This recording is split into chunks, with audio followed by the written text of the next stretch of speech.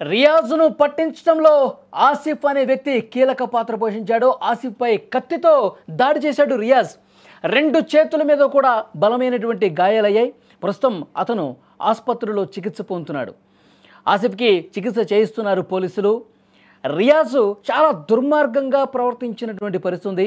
తను పోలీసుల నుంచి తప్పించుకునే క్రమంలో ఎవరు అడ్డొస్తే వాళ్ళ మీద చాలా తీవ్రంగా దాడి చేసి పారిపోతున్నటువంటి పరిస్థితి. ఎప్పుడైతే ప్రమోద్ కుమార్ని కానిస్టేబుల్ని చంపేసి అక్కడి నుంచి పారిపోయాడు. ఆ తర్వాత అతన్ని పట్టుకునే క్రమంలో పోలీసులు తీవ్రంగా గాలించిన పరిస్థితి. 1 కాదు 2 కాదు, రియాజ్ను పట్టుకోవడానికి 9 పోలీసు బృందాల్ని నియమించారు. అయితే నిజామాబాద్ నగరం దాటలేదు, ఇక్కడే ఉన్నాడు, లోకల్గానే ఉన్నాడు, వీడిని ఎట్టి పరిస్థితులైనా పట్టుకోవాలని చెప్పి పోలీసులు మొత్తం గాలిస్తుంటే ఆ రియాజ్ అనే రౌడీ షీటర్ సారంగపూర్ దగ్గర కనిపించాడు, ఒక కెనాల్ దగ్గర కనిపించాడు. అతన్ని పట్టుకోవడానికి దగ్గరికి వెళ్తున్నటువంటి క్రమంలో ఆ కెనాల్లో దూకేసి పారిపోయినటువంటి పరిస్థితి. ఆ తర్వాత పోలీసులు ఇంకా గాలిస్తూ ఉన్నారు, కనిపించలేదు. సారంగపూర్ దగ్గర ఒక పాడుపడ్డటువంటి లారీలో అతను ఆ లారీ క్యాబిన్లో దాక్కున్నాడు. దీనికి సంబంధించిన కూడా పోలీసులు ఇన్ఫర్మేషన్ వచ్చింది. వెంటనే రియాజ్ని పట్టుకోవడానికి పోలీసులు మళ్ళీ అక్కడికి వెళ్తే అక్కడి నుంచి కూడా తప్పించుకొని పారిపోయాడు. అలా పారిపోతూ అక్కడ ఒక వెల్డింగ్ షాప్లో ఆసిఫ్ అనే వ్యక్తి పనిచేస్తూ ఉన్నాడు. ఆ ఆసిఫ్ పోలీసులు గాలించడం, ఇతను హడావుడిగా పరిగెత్తడం దీన్ని గమనించిన వెంటనే పోలీసులు ఇతను పట్టుకోవడానికి వస్తున్నాడు, వీడు ఒక దొంగ అయి ఉంటాడు, వీడి కోసం గాలిస్తూ ఉన్నారు పోలీసులు అని చెప్పి ఆ ఆసిఫ్ అనే వ్యక్తికి అనుమానం వచ్చి వెంటనే అతన్ని పట్టుకోవడానికి ప్రయత్నం చేశాడు.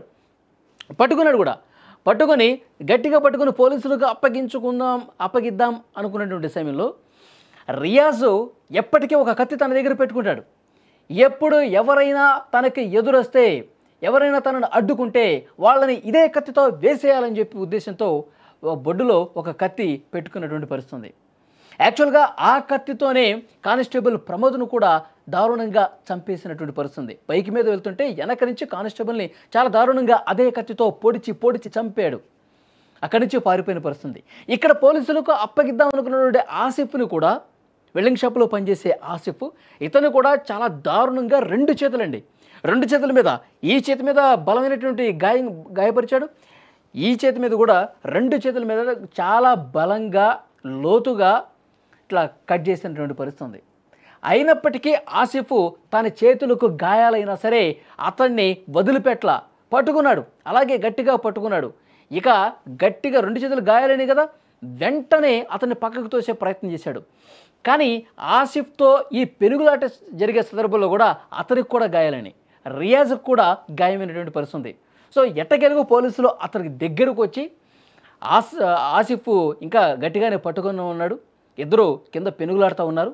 వెంటనే రియాజ్ని పట్టుకున్నారు పోలీసులు. ఆ తర్వాత ఎవరైతే రియాజ్ని పట్టుకోవడానికి సహకరించాడో ఆసిఫ్, అతను కూడా గాయాలయ్యాయి.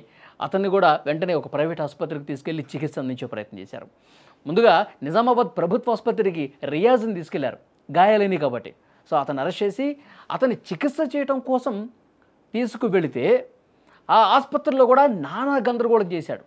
అక్కడ వైద్యం అందిస్తున్నటువంటి సిబ్బంది మీద గొడవకు దిగిన పరిస్థితి, అక్కడ ఉన్నటువంటి పోలీసుల మీద కూడా గొడవకు దిగిన పరిస్థితి. నేను బాత్రూమ్కి వెళ్ళొస్తానని చెప్పి మాయమాటలు చెప్పి బాత్రూమ్కి వెళ్ళి వస్తూ వేరొక మార్గం ద్వారా వెళ్ళిపోయే ప్రయత్నం చేస్తూ అక్కడ ఉన్నటువంటి ఒక గ్లాసుని బద్దలు కొడితే దాన్ని గమనించినటువంటి పోలీసులు అక్కడికి వెళితే ఒక ఆర్ఐ దగ్గర ఉన్నటువంటి ఆ గన్ను కూడా లాక్కొని నేను ఇక్కడి నుంచి వెళ్ళిపోవాలి, మర్యాదగా నాకు దూరంగా వెళ్ళిపోండి అని చెప్పి బెదిరించే ప్రయత్నం చేశాడు.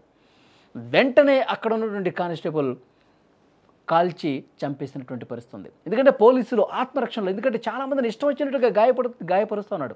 ఒక కానిస్టేబుల్ని, ప్రమోద్ని చంపేశాడు. తర్వాత అడ్డొచ్చినటువంటి ఆసిఫ్ మీద కూడా తీవ్రంగా దాడి చేసినటువంటి పరిస్థితి. ఇప్పుడు ఆసుపత్రిలో కూడా ఆయన పోలీసుల మీద తిరగబడే పరిస్థితి. పోలీసులు కూడా తీవ్రంగా గాయపరిచే ఉద్దేశంతో గన్ తీసుకున్నటువంటి పరిస్థితి. ఇంకా ఈ ఎన్కౌంటర్ చేయకపోతే, పోలీసులు తమ ప్రాణాలు కాపాడుకునే దాంట్లో భాగంగా అతన్ని కాల్చి చంపకపోతే పోలీసులను కూడా, ఎందుకంటే గన్ చేతిలోకి తీసుకున్నాడు కదా, ఆర్ఐ దగ్గర నుండి ఆ గన్ చేతిలోకి తీసుకొని ఇక ట్రిగ్గర్ మీద నొక్కే ప్రయత్నం చేస్తూ ఉన్నాడు. దగ్గరకు వస్తే కాల్ చేస్తా అంటున్నాడు. ప్రాణాలని రక్షించుకోవడానికి పోలీసులు ఎన్కౌంటర్ చేయాల్సిన పరిస్థితి.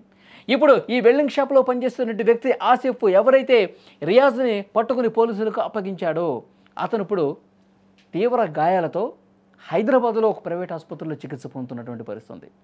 అతని బ్రదర్, ఈ ఆసిఫ్ బ్రదర్ ఎవరైతే ఉన్నారో అతను కూడా మీడియాతో మాట్లాడాడు. ఒక్కసారి అతను ఏమన్నాడు కూడా విందాం. రోజు కానిస్టేబుల్ ప్రమోద్ గారికి దాడి చేసిన రియాజ్ కోసం ఆదివారం పోలీసు వారు సారంగపూర్ ఏరియాలో వెతుకుతున్న సమయంలో అక్కడే మా అన్న ఆఫీస్ వెల్డింగ్ షాప్లో పనిచేస్తుండగా షాప్ ముందు నుండి దొరకగా పారిపోతుండగా మా అన్న అతన్ని పట్టుకొని పోలీసు వారికి అప్పగించే సమయంలో మా అన్న పైన కత్తితో 2 చేతులపై కోసినాడు. మా అన్నకు నిజామాబాద్ హాస్పిటల్లో చూపించగా డాక్టర్స్ హైదరాబాద్కు పంపించినారు. పోలీసు వారు మా అన్నకు హైదరాబాద్ హాస్పిటల్లో దగ్గర ఉండి ట్రీట్మెంట్ చేపిస్తున్నారు. మా అన్న కూలి పని చేసుకుని జీవిస్తాడు. 2 చేతులపై తీవ్రమైన గాయమైంది. మా అన్న పరిస్థితి సీరియస్గా ఉంది. పోలీసు వారు దగ్గర ఉండి హైదరాబాద్ హాస్పిటల్లో ట్రీట్మెంట్ చేయిస్తున్నారు.